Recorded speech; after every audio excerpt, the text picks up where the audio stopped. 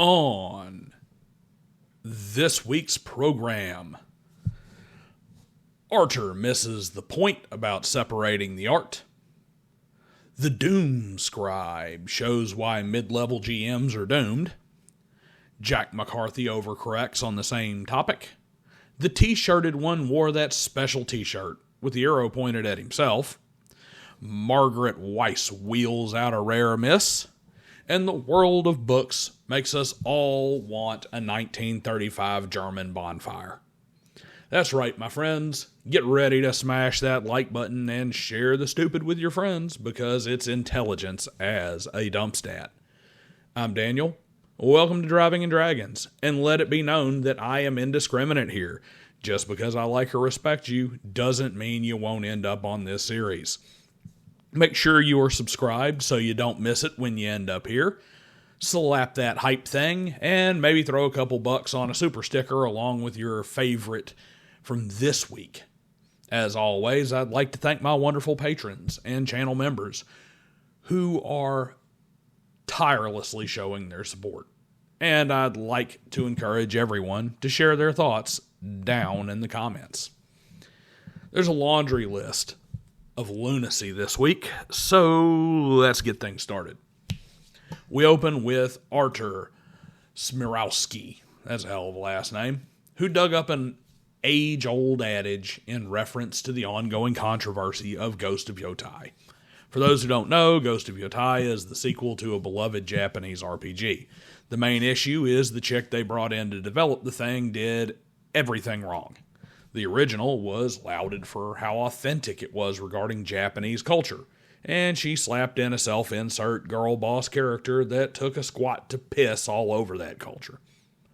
Of course, with a female main and a female lefty dev, if you say it is anything but the greatest game ever, you are all the different istphobes and the son of Satan Donald Hitler or some such. Artur referenced this with a plea to remember the old separate the art from the artist cry, pointing out that both the left and the right ask you to do this, but hypocritically bash things that fly against their priors. Here's the problem, Artur. That saying doesn't apply in these cases. Separate the art from the artist is meant for things like enjoying Patrick Stewart playing Leon deGrasse in Excalibur, or recognizing Ian McKellen for his amazing portrayal of Gandalf, despite their political leanings. Why? Because they're amazing actors doing their roles justice, and the roles have nothing to do with their personal beliefs. That isn't the case when the art is reflecting the artist's own message. You don't separate the art from the artist when the artist shows their disdain for Christ by putting a cross in a jar of piss, or putting a beloved game and rich cultural history in a jar of piss. Doomscribe had a lengthy post on X. Side note, I think that the premium feature of longer posts on X needs to piss off. It's more annoying than anything, and it totally defeats the core function of the whole micro-blog posting site. Old Doom basically asked about how GMs deal with the massive investment imbalance between GMs and players, both in terms of finances and time. He's hitting a wall of burnout when, even with great players who offer to do some help, he has to put all this work in. Here's the issue. There shouldn't be a massive imbalance. His issue is evident from his post. He's trying to create too much and isn't leaving enough open to the players to create on their own. Worse still, he is just as much to blame as his players who don't pitch in. Why? Because his GM style incentivizes and excuses it. A lot of GMs can't say no, but another phrase they need is, I don't know. As in answering players who ask questions like, what are we doing? Or what do we need to do here? With, I don't know. What are you doing? You're so busy trying to come up with every prompt in the universe to goad players into action that you have actively trained them to not take the initiative. Here's your answer. Do less and see what happens. Turn off the video game quest arrow that points where you need to go and tell them to explore and figure it out. Imbalance solved.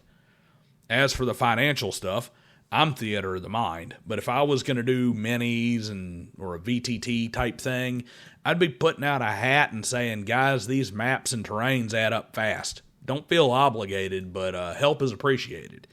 And if the hat stays empty, the next map may be chicken scratch on notebook paper with extra dice for minis. Our boy Jack McCarthy overcorrected on this as well. A common thing in the OSR world is the whole obsession with zero prep. Draw your own damn notebook paper map.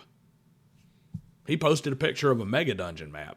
Well, maybe not mega, super dungeon map. Whatever is between normal and mega. But I digress. Point is he posted the map along with somebody else's comment about some things and said, point is, this is why DM started railroading. They spent months making a dungeon like this that you skipped, so you are going to go in. And he isn't entirely wrong. That's kind of over prep, but it really is just misplaced prep. In other words, you're not putting enough development into why the PCs would be incentivized to explore said dungeon, and you're putting all of it into creating said dungeon. Need to space that out a little bit. But where he really falls flat is that no, that isn't the source of the railroading. He missed a key step. It isn't, I made the mega dungeon so you will go there. It's more, I made a mega dungeon, you players all want to be contrarian assholes and intentionally avoid the game that I spent time and effort creating for you, so fuck it, now there's a Tarrasque that's chasing you from the opposite direction into the dungeon. We need to understand that in many cases, the blame for poor GM skills and poor GM play is compounded and forged in bad player behavior. T-shirted historian actually stole my thunder a bit. Saturday, I was on his The Week in Geek stream, and he brought this up for a panel discussion. But I had already pulled his comment for intelligence as a dump stat, so it's staying in. But I'm going to link the stream above. It was like the first thing we talked about, so check it out. Bill the Dungeon Delver asked about if GMs allowed magic item creation in their games. And this apparently is a trigger for the T-shirted one, because he laid in with one of those X posts that takes 2 screenshots to capture that I was just griping about. It ruins campaigns, and players abuse it to break rules and unbalance everything. Then when the GM adapts with tougher challenges, it's evil GM versus player stuff because you specifically countered what they did. Never let them build their own items or it'll derail your game. Ooh. At the risk of sounding like a bro SR homer here, this is what happens when you don't actually read the rules and or change them without thinking. At least in the editions I play in Dungeons & Dragons, magic items don't just get crafted out of nothing. It takes time. Like months. It takes expensive materials, and you need to actually know the spells required to make specific items. Many have experience point costs, so you're actively getting weaker by making them. When these things get hand-waved, of course your cleric becomes a game-breaking magic item factory. Particularly when you don't make it go both ways. What's good for the goose is good for the gander, my friend, and if your party cleric is cranking out, then so are the bad guys. Remember, your world needs to be realistic. If you're running a low magic world, then the components and requirements should not only be strictly adhered to, but they should become even more strenuous. Meanwhile, if you're in a place like Forgotten Realms where convicts make +2 flaming shanks out of bedposts and cigarette lighters, then every town guard should be strutting around in magic gear too. So, I'm with stupid. Pointed straight up at your chin, T-shirt. Margaret Weiss had a very rare bad take this week. Weiss is co-author of the only setting in D&D history to have legitimate viability outside the fandom, and is generally the voice of reason and logic from the world of D&D affiliated creators. But she really blew it this time regarding wheelchairs in RPGs. Do a little research. Wheeled chairs and carts were used during the medieval period for both the rich and poor. She even cited Pope Honorius IV, who had a mechanical chair in 1285. Well, first off, that last part is just objectively false. Or at least it's very misleading. What he had was not a wheelchair by any modern sense. He had a special chair that had wheels others could push him around in, with levers and pulleys used to mechanically assist him with genuflecting and lifting up the host during Mass. His chair was only there to help him with official functions, wasn't used for travel, and had to be manipulated by servants. It certainly was not used for adventuring. That, of course, is the crux of the stupidity here. Just because some crippled people were shoved around in what were essentially primitive wheelbarrows, Weiss and the combat wheelchair crowd like to pretend this somehow invalidates the mountain of logical retorts to the combat wheelchair idiocy that's pushed by WotC and their inclusion crowd.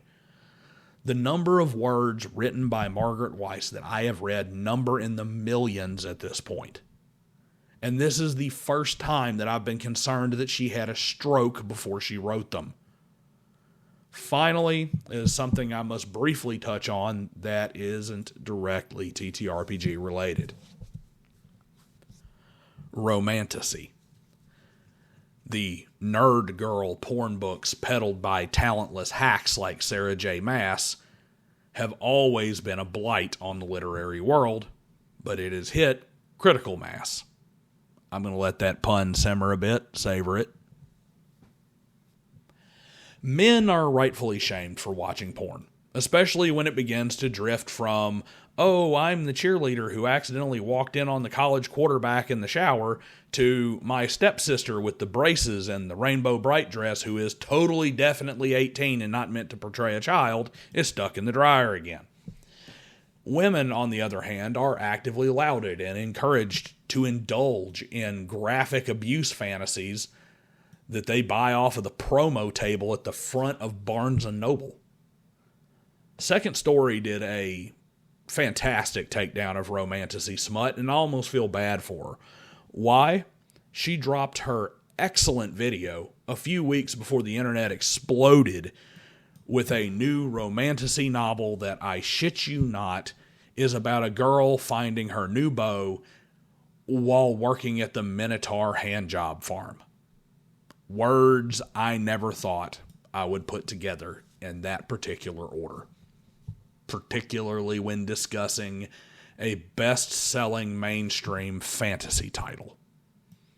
That's right.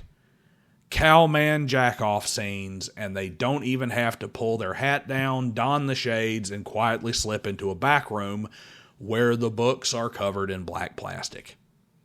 This is where we are now, folks.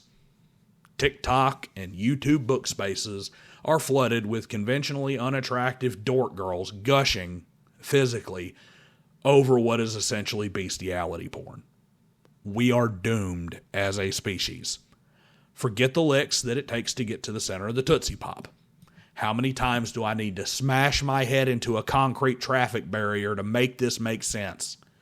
I don't need a BC headache powder. I need a brass jacket at Hollow Point. And you broads need Jesus.